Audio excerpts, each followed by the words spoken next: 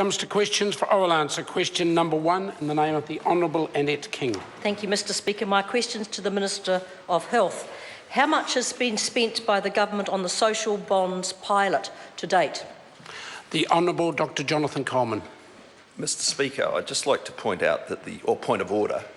Point of order, the Honourable Jonathan Coleman. The question on the sheet says how much has been spent by the government on the social bonds program to date. So that's actually inviting a very different answer to the one that you just asked. Order. I didn't pick the. I'm going to invite the member to ask the question. Start.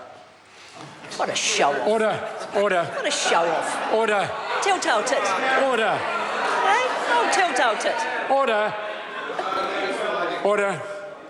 Member will repeat the question number 1. Thank you, Mr Speaker. How much has been spent by the government on the social bonds program to date? The Honourable Dr Jonathan Coleman. Now that's a totally different matter, Mr Speaker. I'm about to. Mr Speaker, the government's program on social bonds commenced in 2012 with policy development led by the Ministry of Health, which produced a feasibility study and business case for Cabinet in 2013, and a commercial procurement process which commenced in 2014. Commercial negotiations on the first social bond, which will target better employment outcomes for those suffering mental illness, are expected to be completed later this year. I'm advised that the total cost to date is $1.35 million over 3 years, which is approximately 0.0015% of the total social spend over that period. Supplementary question, the Honourable Annette King. Is payment by result with cash for outcomes once the service has been delivered and measured still a key component of the social impact bonds pilots? The Honourable Dr Jonathan Coleman. Yes, it is. Supplementary question, the Honourable Annette King. If payment for results is still a key component and the first project doesn't start till the end of this year, beginning of next year, what are the budget allocations from 2015 to 2017-18 amounting to around $29 million actually for? The Honourable Dr Jonathan Coleman. Mr Speaker, as we've canvassed many times, there are 4 potential pilots there, the first of which is going to be this pilot around employment outcomes for people suffering from mental illness, and we've been quite transparent. You can have a look at all the papers. We're so transparent about it, it's actually all up on the Ministry of Health's website, so go and have a read. Point of order, Mr Speaker. Point of order, the Honourable Annette King. I said if it was still a component, what was the money actually Order. being If the spent member on? is asking whether the question was addressed, the question was addressed. The way forward is further supplementaries. Supplementary question, the Honourable Annette King.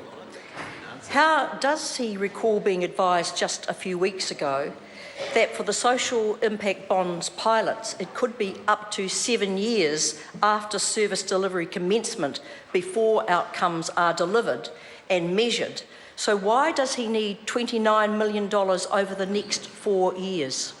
The Honourable Dr Jonathan Coleman. Mr Speaker, well, look, we get a range of advice on this. In the end, the delivery of the results and the timing of those will be tightly contracted for, so the member doesn't need to worry. We're not going to wait 7 years for results. We are going to pay once we get the results, and they'll be in much shorter order than that. Supplementary question, the Honourable Annette King. Are ANZ and Westpac, the 2 Australian banks which are looking to get their hands on the $29 million payout, prepared to wait 7 years for their cash, or has he backtracked on the payment for results, and will he now be giving them expenses from the commencement of the service in total contradiction to the social bond project he and Bill English announced? The Honourable Dr Jonathan Coleman. The first thing is we haven't named any financial institutions. It's subject to commercial confidentiality. The second thing is that the way the model works is that a bank will be a facilitator between an NGO and a source of finance to bring the whole deal together. In the end, though, we're not paying until we get results. Supplementary question. Supplementary question, the Honourable Annette King. Is he saying that the government is prepared to spend $29 million over the next 4 years to procure 4 untried projects, while at the same time 20 DHBs in budget 2015 received the same amount, $29 million in funding for mental health to provide services for the entire country? Mr Speaker. The Honourable Dr Jonathan Coleman. Mr Speaker, that's not what I'm saying at all, and the member knows that. Supplementary question, Mr. Speaker. Supplementary question, the Honourable Annette King. If he's so confident that the process being used to set up for the social impact bonds, why did a reputable organisation like the Red Cross withdraw from the process due to a lack of data availability about how they're going to work? The Honourable Mr. Dr Speaker, Jonathan I don't Coleman. have any information, particularly about the Red Cross, but look, there's a range of providers who are very interested in this. The program will suit some and it won't suit others. Get up to speed, Minister. Supplementary question, Joanne Hayes. Thank you. What support has the Minister seen for social bonds? The Honourable Dr Jonathan Coleman. Mr. Speaker, social bonds have attracted widespread interest and support around the world, with around 100 social bonds in development or underway. Political parties from the centre-left have been particularly enthusiastic. That includes the UK Labour Party, which announced the first social bond in 2010, the New South Wales Labour Party, and President Obama and the US Democrats. In fact, Mr. Speaker, I'm aware of only one centre-left party in the world against innovation in the social sector. And of course, there's no prizes for guessing, Mr. Speaker. It is the New Zealand Labour Party. Point of order, Mr. Speaker. Order. Order. Point of order. Mr. Speaker, the Honourable Annette King. I seek leave to table an update on progress and next steps to the Social Sector Reform Leaders Group headed Social Bonds Pilot, which sets out exactly what I asked in the questions. Order. If the member carries on like that, I won't even put the lead. I need the source and the date, quickly. I haven't got there's no date on it. I gave you the source, Mr. Speaker. It is a report to the Social Sector Reform Leaders Group. Is it publicly available? No, it's certainly not. I'll put the leave and the House will decide. Leave us on to table it. Is there any objection? There is no objection. It can be tabled. Question. Supplementary question. Derek Ball.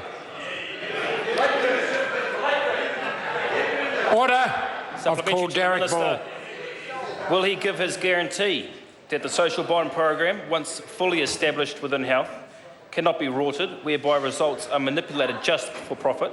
If not, what measures will he put in place to prevent this from occurring? The Honourable Dr Jonathan Coleman. Mr. Speaker, well, the point is, through very tight contracting, we're going to ensure that that can't happen. Order. Question number 2, Melissa Lee.